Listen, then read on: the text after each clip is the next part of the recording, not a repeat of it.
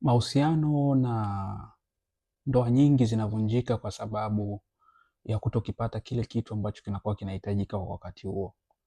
Mara nyingi ndoa nyingi zinaingia kwenye migogoro, kuingia kwenye mivutano kwa sababu ya kutokupata mtoto.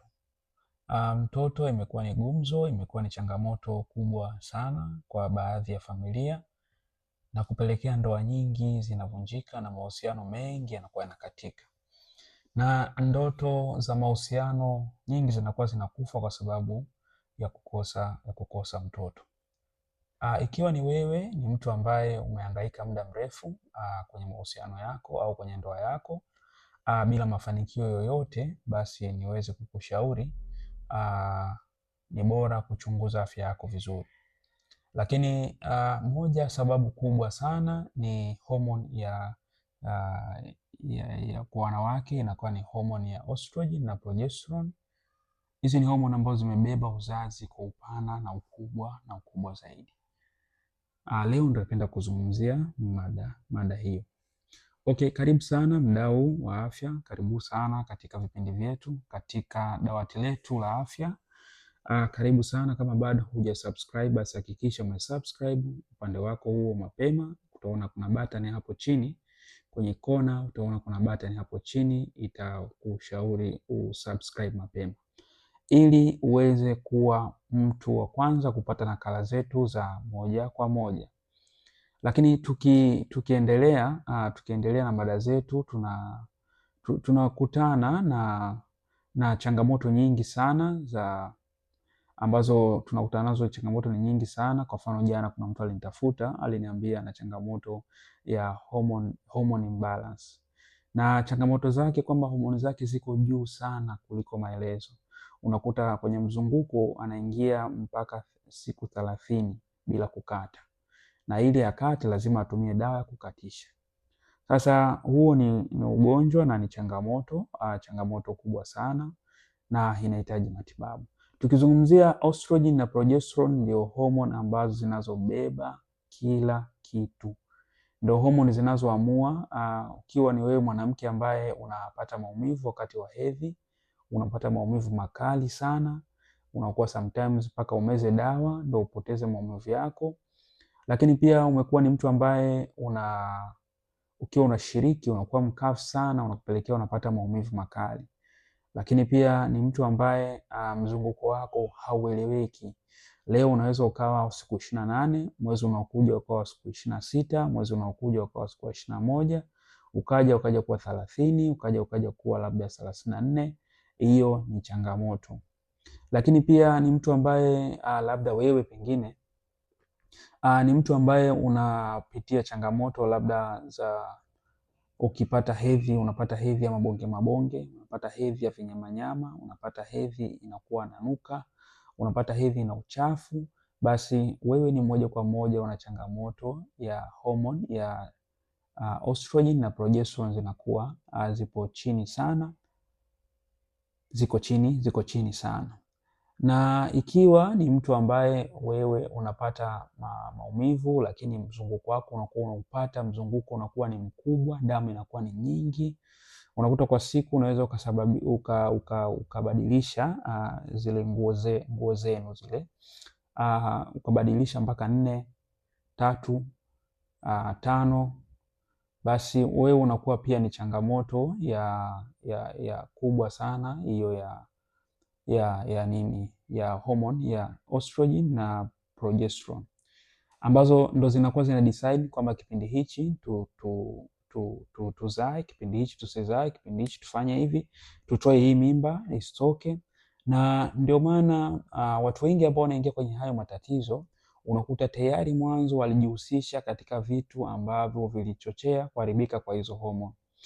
Moja ya kitu ambacho kinachosababisha kubadilika kwa hizo hormone kwanza ni kutumia uzazi wa mpango wa kisasa. Unapokuwa unatumia uzazi wa mpango wa kisasa, basi unakaribisha zile homoni zako kuzibadilisha na kuzifanya hazifanye kazi katika ubora wake. Maanake tunakusudia kama ilikuwa gari yako au usafiri wako au chombo chako cha moto unachokijua wewe, alafu kwenye petroli pale pa kuweka petroli ukaweka maji, inamaanisha unakuwa unaua engine yako, unakuwa unaharibu ubora wa uwezo wako. Kwa hiyo unakuta hata gari yako inapokuwa inatengenezwa lakini bado inapitia zile changamoto, basi unakuta changamoto inarudi pale pale. Sasa leo tunapenda kukuelekeza kitu kama hicho, kwamba wengi wanapokuwa wanatumia uzazi wa mpango wa kisasa au uzazi wa mpango wa siku hizi wanasema wenyewe, basi unakuwa unajikaribisha zaidi kwenye matatizo kama hayo ya kubadilisha homoni zako. Lakini pia we ni mtu ambaye labda unatumia unapata ule ugonjwa wa uchafu ukeni kama rangi ya mtindi au maziwa au rangi ya brown, au unapata fungus, unapata UTI, basi unakuwa unakaribisha pakubwa zaidi kwenye changamoto ya hormone imbalance, ambapo zinapokuwa kinachoharibika tu ni hizo hormone zako mwilini. Kwa hiyo chanzo kikubwa tunachokiona ni mabadiliko ya hormone mwilini ambayo yanasababishwa na kubadilika kwa vitu ambavyo tunavifanya kila siku. Lakini ikiwa ni wewe ambaye pia ni mtu ambaye unajihusisha, unapokuwa unajisaidia haja kubwa unaisogeza mbele wakati wa kusafisha, basi unakuwa unakaribisha kwenye ule uchafu, na uchafu unapokuwa unakaribia, basi unakuwa unapelekea changamoto ya kubadilika kwa hormone mwilini. Na hormone zinapokuwa zinabadilika, ndio hapo migogoro kwenye familia inakuwa inaongezeka. Ndoa nyingi zinavunjika kwa sababu ya hiyo mabadiliko ya hormone, hasa ya estrogen na progesterone. Na watu wengi wamekuwa wanapitia hizo changamoto za migogoro kwa sababu ya kuto kuzaa. Huenda leo ukatamani kuto kuzaa, lakini baadaye ukaja ukataka kuzaa, ikawa ni changamoto kwa sababu ya kutumia vitu ambavyo unavitumia kila siku. Hali ya kuwa kuna vitu ambavyo unaweza ukavitumia vikakusaidia kuzuia ujauzito bila kuharibu homoni zako, na tutakuja kuvizungumza hivyo siku nyingine, kwamba kitu gani ambacho ukikitumia kinasababisha homoni zako zikae salama bila kuharibika. Lakini pia ukiwa ni wewe ni mtu ambaye umehangaika kwa muda mrefu bila mafanikio yoyote, basi nikushauri kwamba tunayo program maalum ambayo tumeiandaa kwa ajili yako mwenye changamoto hizi ya estrogen na progesterone zinapokuwa ziko chini sana au ziko juu sana, unakupelekea unakosa ujauzito kwa muda mrefu. Ubora wa mwanamke unaanza kupungua kuanzia miaka 35 kwenda juu. Sasa ikiwa ni wewe mtu ambaye umehangaika kwa muda mrefu bila mafanikio yoyote, bila kuchukua hatua, basi nikushauri ni bora kuwahi mapema, kwa sababu kadri umri unavyozidi kukua na ubora wako unazidi kupungua. Ubora wako wa mayai unazidi kupungua, au ubora wako wa uboreshaji na uzalishaji wa mayai unakuwa ni mdogo, na unakuwa katika kiwango kisio kizuri kama ukiwa kwenye miaka 20. Lakini pia nikushauri kama ni mtu ambaye umehangaika kwa muda mrefu, basi usisite kututafuta ili tuweze kukupa ushauri zaidi.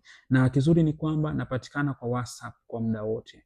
WhatsApp unaweza ukanipata kwa muda wote, WhatsApp peke yake kwa kipindi hichi, kwa sababu kadri na siku zinavyozidi kwenda, na kwa leo niko taifa hili, kesho niko taifa hili, kesho niko taifa hili, kwa sababu ya matibabu ya kusaidia watu. Kwa hiyo ni vizuri zaidi wewe ukaweza kutafuta kwa njia ya WhatsApp kama unavyotuona hapo kwenye bio yetu, kuna WhatsApp link, unabonyeza moja kwa moja na kuleta moja kwa moja kwenye WhatsApp yetu.